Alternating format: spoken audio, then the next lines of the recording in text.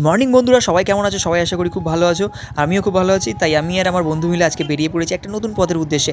আচ্ছা, তবে আজকে সারাদিনটা কিন্তু তোমাদেরকে আমার সঙ্গে থাকতেই হবে। কি না করি সবটাই তোমাদেরকে দেখাবো। আচ্ছা, তো চলো, আজকে দিনটা যদিও খুব সানি, তবে এর মধ্যেই আমরা পুরো দিনটাকে এনজয় করবো, মজা করবো। তো চলো।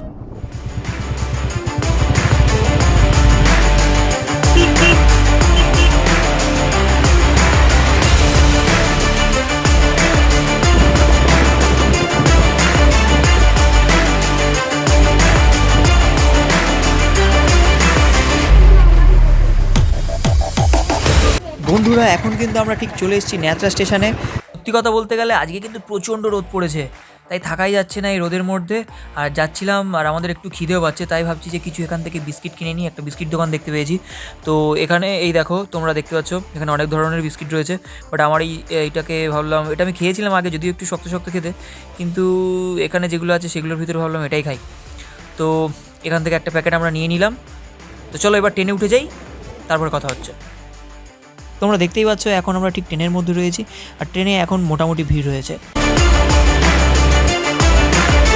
ট্রেনে ওঠার সঙ্গে সঙ্গে এর মধ্যে একটা বিশেষ ঘটনা ঘটে গেছে। ঘটনাটা কি? সেটা হলো কি, আমাদের মধ্যে একজন সিঙ্গার দাদাকে পেয়েছি, আর ওই দাদার কাছ থেকে আমরা এবার কিছু গান শুনে নেবো।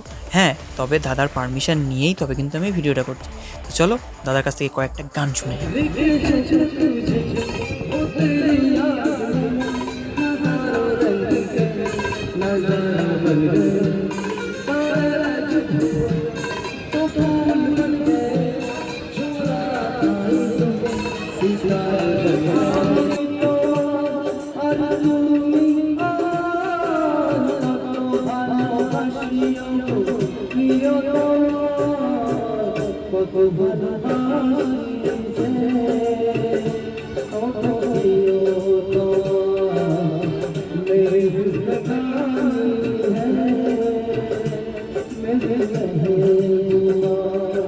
বন্ধুরা, তোমাদেরকে একটা কথা বলার ছিল, প্লিজ ডোন্ট মাইন্ড।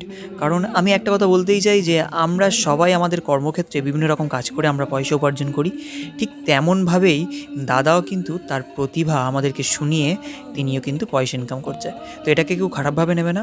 তিনি তার প্রতিভা আমাদের সবাইকে শুনিয়ে, শুধু শুনিয়েই নয়, সবাইকে মুগ্ধ করেই কিন্তু উনি পয়সা উপার্জন করছে, আর যথেষ্ট ভালো গান গাইছে। তো এটাই বলবো যে তোমরা যখনই এরকম দেখতে পাবে কাউকে, ঠিক তখনই কিন্তু তোমাদের সাহায্যের হাত বাড়িয়ে দিতে কোনো কার্পণ্যতা করবে। আর ঠিক দেখতে দেখতেই আমাদের ট্রেনটা শিয়ালদা স্টেশনে ঢুকে গেল। এবার আমি আর আমার বন্ধু মিলে হাঁটতে হাঁটতে চলে এলাম এই নর্থের লাইনে, আর তারপরে উঠে পড়লাম ট্রেনেতে। আর কেনা ছিল বিস্কুট আর জল, মনে পড়লো এবার কিছু খেতে হবে, তো তাই ওটাকে একটু সাঁটিয়ে নিলাম আমি আর ও মিলে। আর ঠিক তখনই খেতে খেতে লক্ষ্য গেল এই ওপরের দিকে সঙ্গী। আপনি কি একাকিত্বে ভুগছেন, বন্ধু চান, তাহলে ওই নাম্বারে যোগাযোগ করুন। বন্ধুরা, আজকাল গার্লফ্রেন্ড পাচ্ছ না কারা বলছিলে না, ওখানে দেখলে তো নাম্বার দেওয়া আছে, তোমরা চাইলেই কিন্তু যোগাযোগ করতে পারো। তো চলো আমরা এবার আমাদের কাজের দিকে যাই। এটা হচ্ছে দুর্গানগর স্টেশন, আর এখানে আমাদের কিছু বিশেষ বিশেষ কাজ রয়েছে। আচ্ছা, আর সত্যি বলতে গেলে আজকের দিনটা এতটাই গরম যে আমি বলতে গিয়ে আমার ফেটে যাচ্ছে, মানে ঠোঁট ফেটে যাচ্ছে আর কি। তো যাই হোক বন্ধুরা, ট্রেনটা অবশেষে চলে গেল। এবার আমি আর আমার বন্ধু মিলে হাঁটতে হাঁটতে হাঁটতে হাঁটতে আমাদের গন্তব্যস্থলের দিকে এগোতে লাগলাম। কিন্তু যা, এ কী হলো, ভুল করে ফেললাম।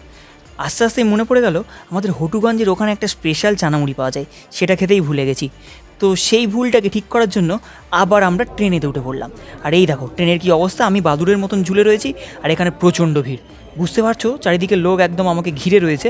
এই ভিড়টা কিন্তু আমাকে দেখার জন্য, আর এটা উপচে পড়েছে, তাই তোমাদেরকে বোঝাতে পারছি না কতটা ভিড় হয়েছে। তাই চলো এখান থেকে নেমে চানামুড়িটা খাবো, তারপরে বলছি। আর বলতে বলতেই চলে এলাম হটুগঞ্জে।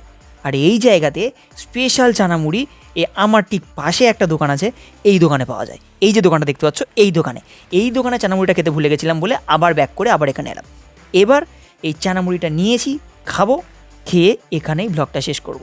আর যেটা করতে ওখানে গেছিলাম, কি জানি কেন গেছিলাম, তবে যদি মনে ওঠে নেক্সট ভিডিওতে নিশ্চয়ই বলবো। ততক্ষণ বন্ধুরা ভালো থাকবে, সুস্থ থাকবে, দেখা হচ্ছে অন্য একটা ভিডিওতে। Bye bye.